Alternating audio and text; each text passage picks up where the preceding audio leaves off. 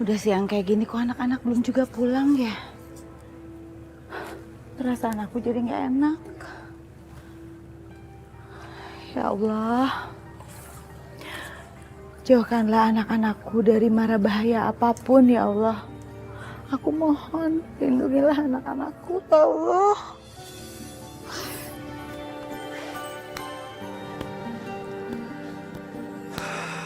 Mudah-mudahan gak ada apa-apa sama anak-anak.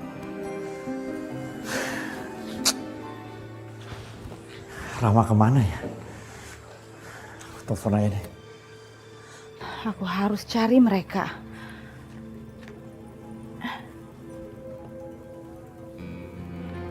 Mas Ardi.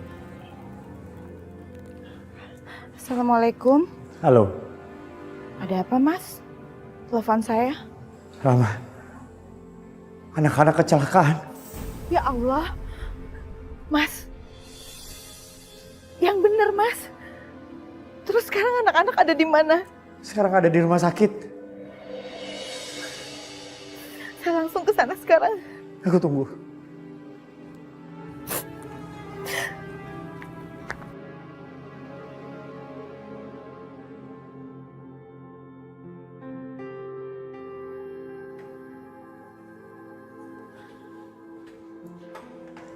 Dok, gimana dok?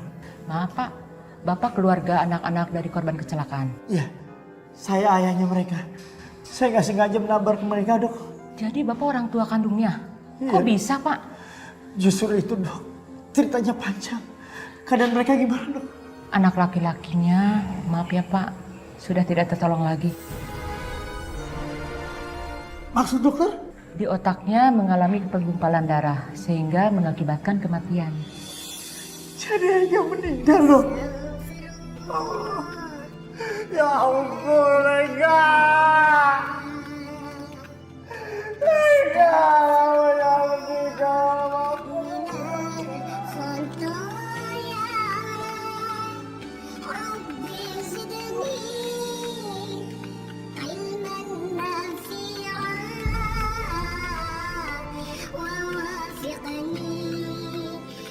Yang sabar ya Pak ya.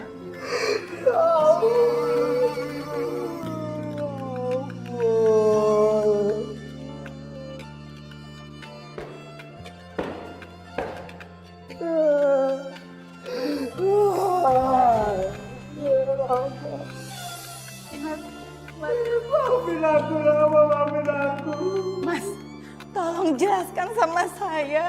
Anak-anak kenapa?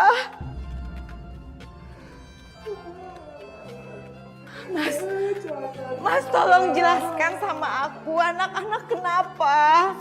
Aku gak sengaja menabraknya. Masya Allah, Mas Ardi. Mas Ardi bukan manusia. Aku gak sengaja, Rama. Aku gak sengaja. Mas Ardi boleh benci sama aku. Boleh gak suka sama aku. Tapi jangan celakai anak-anak, Mas. Aku benar-benar gak sengaja, Rama. Aku benar-benar gak sengaja. Dia lagi melintas. Aku menabraknya. Aku gak sengaja, Rama. Mas, anak-anak keadaannya sekarang bagaimana?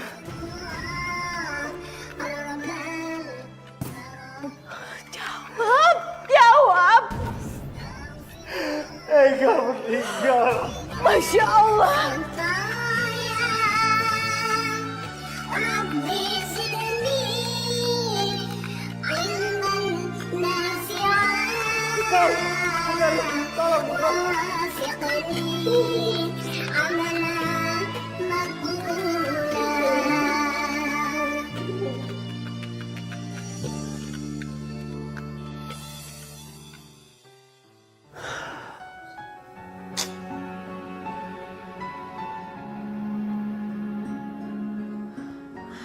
Mas, Rama. mana anak-anak? Ega sedang diurus di kamar jenazah.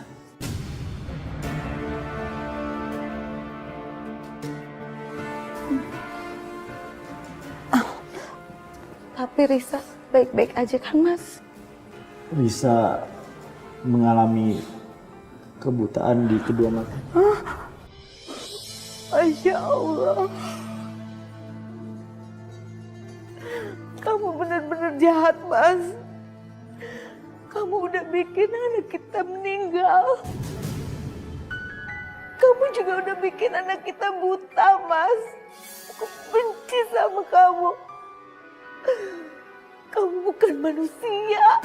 Sekali lagi maafin aku, Rama. Kamu tahu, Mas, mereka itu penyejuk hati aku, separuh nyawaku.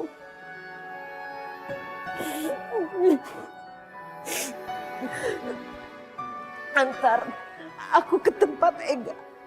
Aku pengen lihat wajahnya. Antar aku ke sana. Aku pengen lihat wajahnya. Iya.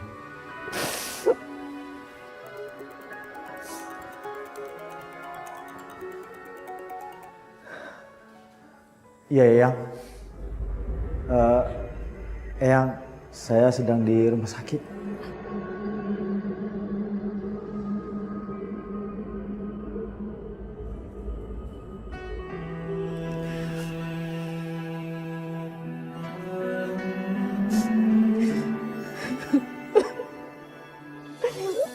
Ega.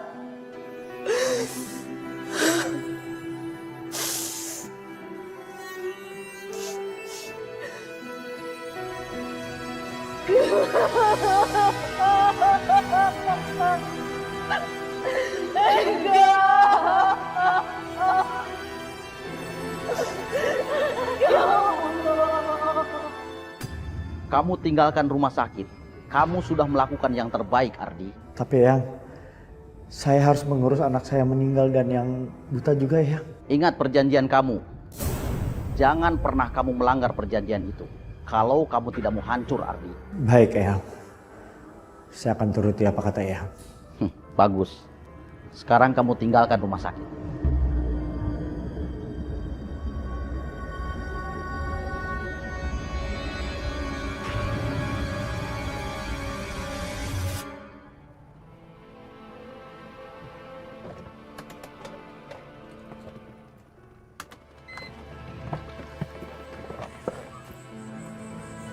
Ardi?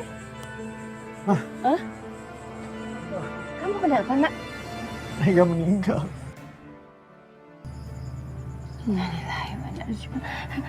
Ega meninggal? Sakit apa, Di? Gak sakit apa-apa. Gak sakit, tapi meninggal. Terus kenapa dia? Kecelakaan. Aku yang menabraknya gak sengaja, Bang. Aku menabrak Ega sama Risa. Sedangkan Risa sekarang buta matanya dua-duanya. Kamu nabrak mereka berdua? Ya Allah, terus gimana? Di... Tolong. Ngomong-ngomong, kapan mau ta'arufan dengan calon suami yang lagi kuliah di Mesir itu, Neng? Tahu tuh Umi, nikahin aja sekalian. Kelamaan dia pacaran. Apaan sih Umi, Kak Aisyah? Fatimah itu masih pengen mengajar, mau ngasih ilmu yang Fatimah pelajarin selama ini. Bener gak Umi? Betul itu, Neng.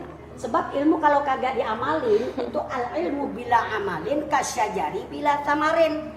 Ilmu kalau kagak diamalin itu kayak pohon kagak ada buahnya. Daunnya doang banyak, buahnya kagak, 8 kurang sedep. Nih, bener kan? Oh iya Umi, kira-kira Fatimah sama Kak Aisyah kapan ya bisa bertemu sama jamaahnya Umi yang kisah hidupnya sangat berat, yang mempunyai 2 anak, terus dia dikasih ujian, 1 anak yang meninggal dan yang 1 lagi dikasih buta matanya. Iya, ya Allah. Umi jadinya inget kisahnya Nabiullah Ayub. Nabiullah Ayub alaihissalam itu Allah kasih ujian sakit selama 18 tahun, Neng. Nabiullah Ayub itu tadinya orang kaya banget. Allah kasih ujian bangkrut, habis itu hartanya. Nabiullah Ayub itu tadinya juga punya istri lebih dari 1. Tapi yang lain tidak ada yang setia, tidak ada yang bertahan terhadap kemiskinan yang Allah ujikan kecuali namanya satu, yaitu Siti Rahmah. Sama dah tuh dengan namanya jamaah Umi yang Allah juga kasih ujian seperti itu. Aisyah jadi semakin penasaran Mi. Aisyah jadi pengen ketemu sama jamaah Umi, si Ibu Rahmah. Masya Allah. Insya Allah nanti kita ketemu dengan Ibu Rahmah tuh Neng, yang punya sifat sabar, yang punya sifat setia. Dan jangan lupa lo ya, kesabaran itu dibagi menjadi 3 sayang. Ada as-sabru thalathatun, kesabaran dibagi menjadi 3. Pertama, sabrun alal musibah, kita harus sabar kalau dapat musibah. Yang kedua, sabrun alat ta'ah, kita harus sabar kalau lagi ngejalanin ibadah, ngejalanin ta'at. Yang ketiga yaitu sabrun alal maksiyah, di dalam menghadapi kemaksiatan kita juga harus kudu sabar. Seperti kesabaran yang dimiliki oleh Ibu Rahmah itu insya Allah.